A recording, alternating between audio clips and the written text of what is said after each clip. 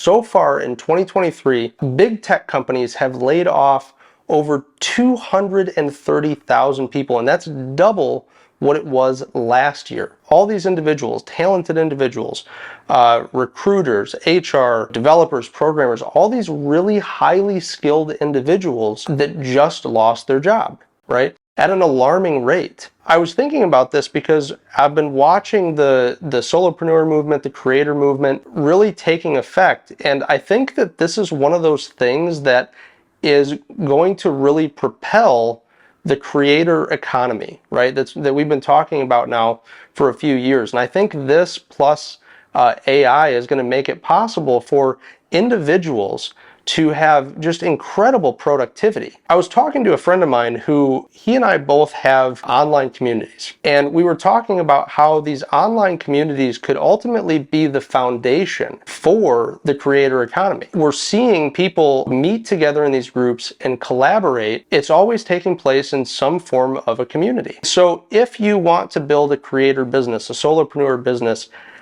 in 2023, 2024, and beyond, I think that the circumstances that we're seeing are going to be a springboard for the creator economy to really take off, probably even more than people expected. So this friend of mine that I was talking to, it was interesting because we both have Skool groups. That's the community platform that we've chosen, but he's like a Go High Level power user. And I was like, hey man, you know so much about Go High Level. I was like, why are you not using the community platform? And he was like, well, to be honest, I just haven't really tested it. I haven't tried it yet.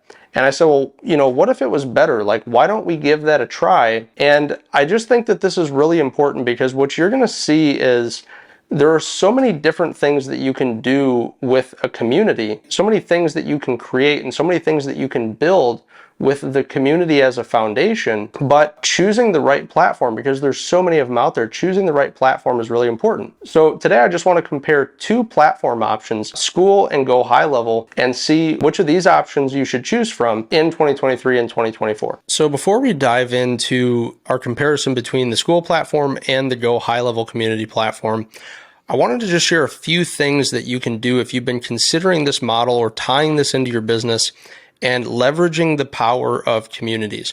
And what's so powerful about communities is when you add a community feature into your business, each of the prospective customers or each of the customers begin improving the experience for all of the others. And that's a really powerful thing to have in your business. But there's so many options and so many things that you can do if you have the right community platform. For example, if you've been thinking about selling online courses, right, you can do that with a community platform. We've seen for years people putting their prospective customers into Facebook groups and providing value and letting them collaborate with each other as part of their sales funnel. Right? We know that there are people who make a lot of money with masterminds. If you're, in SaaS and software development, you need that collaboration. You can get feedback from your users in a community forum, announce features and updates to the platform. You also can use subscription memberships, right? Monthly memberships, annual memberships. We know that that's a successful business model. You've got coaching programs, one-on-one coaching programs, group coaching programs, support forums, fan communities, all these different things. You want to make sure that whichever model you want to use for your business, that the community platform that you choose can facilitate that. So let's get into our comparison between Skool and Go High Level and see which one offers the best solution for your needs. Let's start with Skool. Skool has a lot of really cool features, and as you can see, I've recently started my own community here on the Skool platform. And here's a couple of things that I love about the Skool platform. For beginners, it's very, very easy to use. And I'm going to show you that as I go through this walkthrough of the Skool platform. But every feature of it is easy to use, even if you're not technical, right? So when I'm in here, I've got this About page. And this is where I tell people who are thinking about joining my group what to expect and what the group is about and what they can do in it, right? And there's a lot of options, right? I can design it, how I want, add different pictures, add text, right? They can see if it's paid or free. There's all kinds of different options available here that I can choose from. The other part, of course, as we've been talking about, is the community feature. Here with the community feature, there's so many things that you can do to engage your community. And a few of the things that I like about this is that it's very easy to use, it's clean, and it's laid out really well. So for the most part, even when I've had people join my community who are a little bit older and are not as tech savvy, they're able to figure out how to easily, make a post, how to look through different posts, and ultimately find what they're looking for and collaborate with other people. And each of the posts have some really cool options. So for starters, they start with a simple title and then what you're going to write about.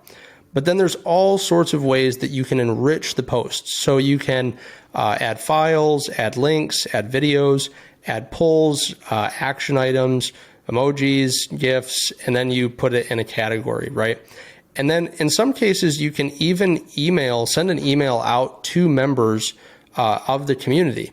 And so if you have like group announcements or something like that, every 72 hours, you can send out an email to the community and, of something that you want to announce. And what this does, what's really great about this as a feature is, this limit on the 72 hours plus this being hosted on the Skool domain, which we'll talk about that in just a minute, allows for the email to have really high deliverability. So this is a great way to stay in front of your customers or your prospects and bring them back to engage in the group, because that's a big problem with groups, is that a lot of times when you set up some sort of an online community, and there's all sorts of platforms to choose from, we're just talking about 2 today.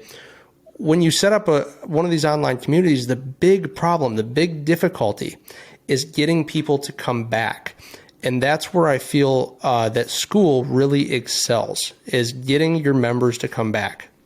And like I said, this is a new group that we've been building up.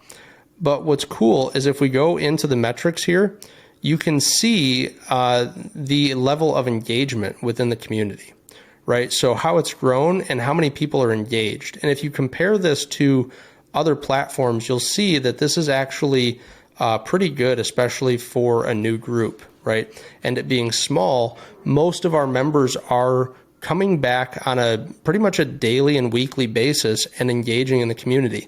And that's one of the fundamental things that you need in order to make this work as part of your business. That's why Facebook groups worked for so long, and they don't really work anymore now, is because there were so many people that were already on Facebook, right? And so, having a group on Facebook just made sense. Facebook knew how to bring people back. Well, at least they used to, right? So this is great. You can easily manage your members. As you can see, I've got, membership requests pending. Everything is just right where you'd expect it to be. And, you've got opportunities for you to engage and connect on a deeper level with your customers, or if it's a free community, your community members, right? So that's the community feature of this. Now, I've got some really exciting things planned for my group, but just to show a little bit, you've got this classroom feature. So if you've got courses, if that's part of your model and you've got courses, you just go over to the classroom section. You'll see I've got a bunch of them in draft mode here that we're working on, but you can very easily set up a new course. And it's really easy to do. You can add a cover, any sort of image that you like. It's optional. You can leave it, but you should probably do it. And then you can add like different sets and modules, and everything is just easy, drag and drop, except I've got that in my way, right? So everything is so easy. You can add videos, and you don't have to upload the video. You can just add the link. So if you've got like YouTube videos or a Vimeo or Loom or Wistia, anything like that, you just put the link in here and it's ready to go. You don't have to wait for upload times. You've got a rich text editor. You can put things like transcripts, resource files like PDFs, and links. And so it's really got, pretty much everything that you need to build up a really nice course or a really nice experience for your customers. And on top of that, it looks really good in the mobile app, and it's really clean in here. And then as they go through the course, they can just mark it off what they've done so far so they don't lose their place. So they're more likely to finish the course modules. So those are really easy to build. If you have a model where you're doing some sort of a group coaching, right? Like in our group, we do a weekly call, and you see it there on the calendar. And so you can do one-time calls or recurring calls. If that's part of your model, it's optional. You don't have to do them. And you've got these two different views so that your members can see upcoming calls just based on their preference, right? They can have the calendar view or this view.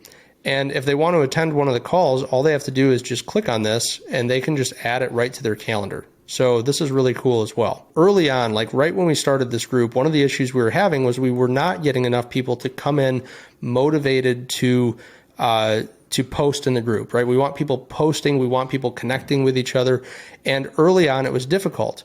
But then we started implementing some things with gamification, some games, seeing who could win the 30-day leaderboard, seeing who could win on the 7-day leaderboard. And then they were able to get shout outs and win prizes based on that. And that's made it a lot of fun. And if you remember back when I just showed you the chart of how people have engaged with my group, you might have noticed that it was going up pretty substantially just over the past 2 weeks, where we had almost all of the group members are actively engaging in this group. And even though this group only has about 40 members, it's only been open for a few weeks, even though this group only has about 40 members, we get between 8 and 12 people on every weekly coaching call, which I think is pretty good, right? I've heard people who have, these Facebook groups or some of these other platforms where they're trying to get people on a call, and they might have hundreds of members, and they may only be getting, 5, 10 people on a call. So it really keeps people engaged and brings people back. So that's the Skool platform, and I really like a lot of the features of it, and I think it's very flexible, and I like the look of it. I think that it provides a good user experience. But as I was talking about earlier, I was talking with one of my friends, and he's a Go High Level Power user, but he also has his own Skool group.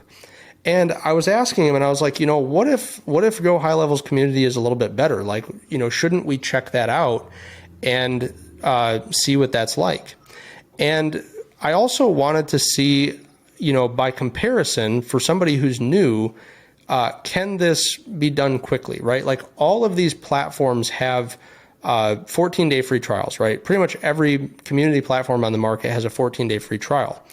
And what I wanted to see is, can you actually build the basics of the community in that time, right? How quickly can you do it? So I gave somebody on my team the challenge to see how long it took them to build their own community in Skool.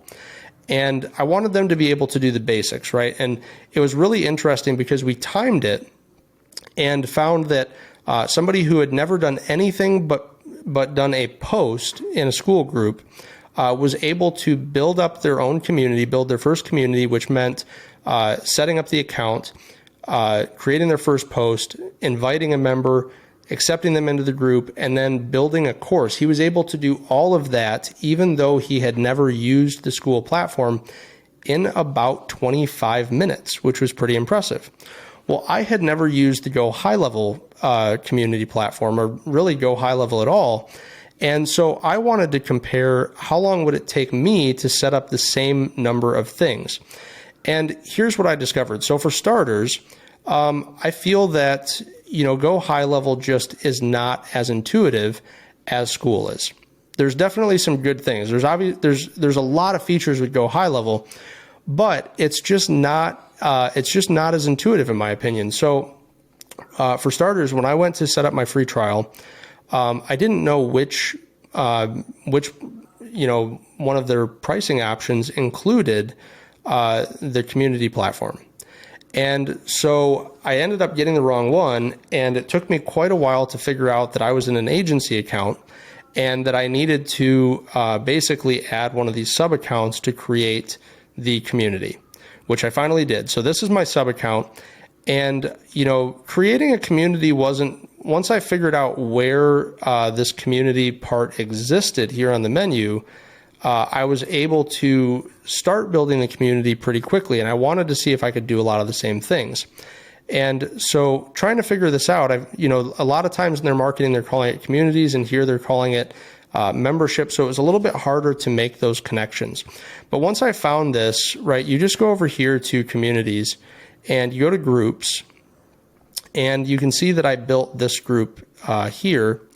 And I'll just build another one really quickly to just kind of show what the experience was like. So, I was able to quickly create a group. So give it a name.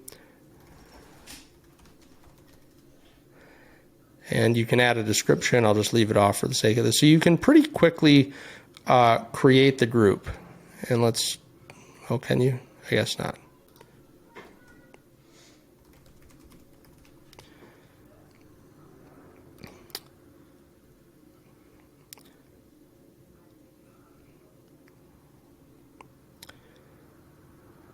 So you can create the group, pretty quickly here, and you see that it has kind of a similar layout to the Skool platform.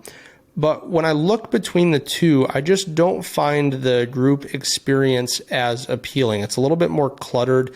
Things are a little bit closer together, and I found it difficult to navigate. The first time that I tried to put up a post, I'm not the most tech savvy guy in the world, but I'm not the least tech savvy guy in the world. But it took me 3 tries to put up the post, and that's because there was just some little things that were just a little bit off. It kind of makes me think of a few years ago, I had a friend who was like a diehard iPhone user, and he decided one day that he was going to go to using the Google Pixel. Now, I think it's gotten a lot better, but this is back before it did.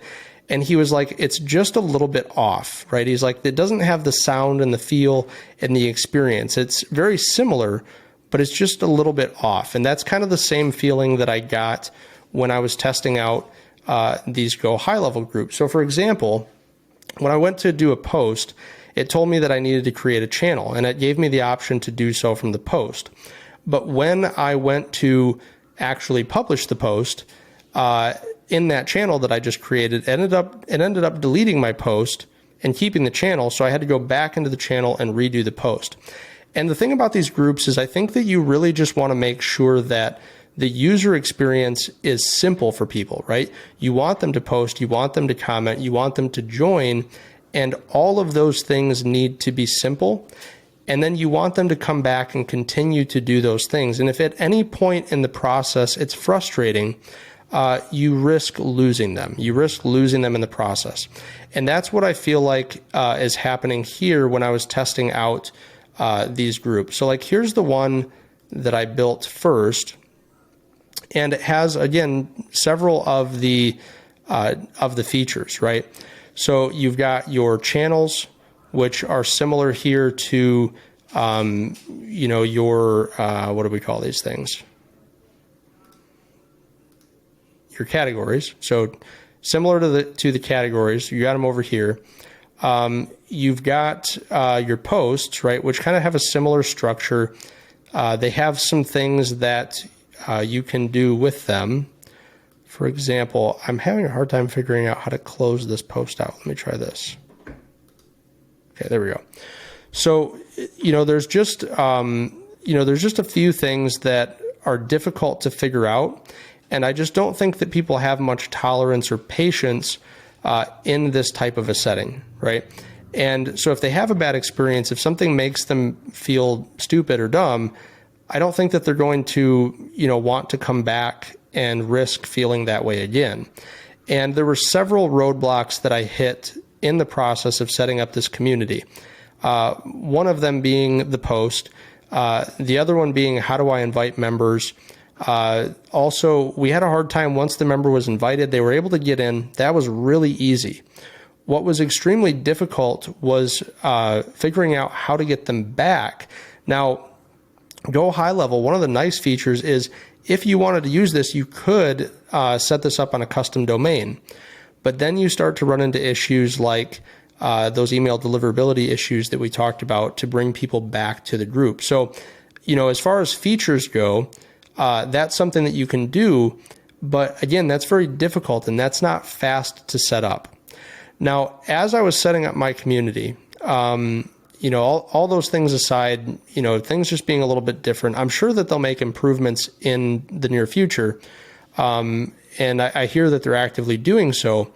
But here's one of the things that was probably the most frustrating. You saw how quick it was for me to just build out a course, put links in, all those different things in the community. So, when I was in here, I was like, okay, learning is probably where I would go to find my courses. And I could see that I have the ability to put courses in here.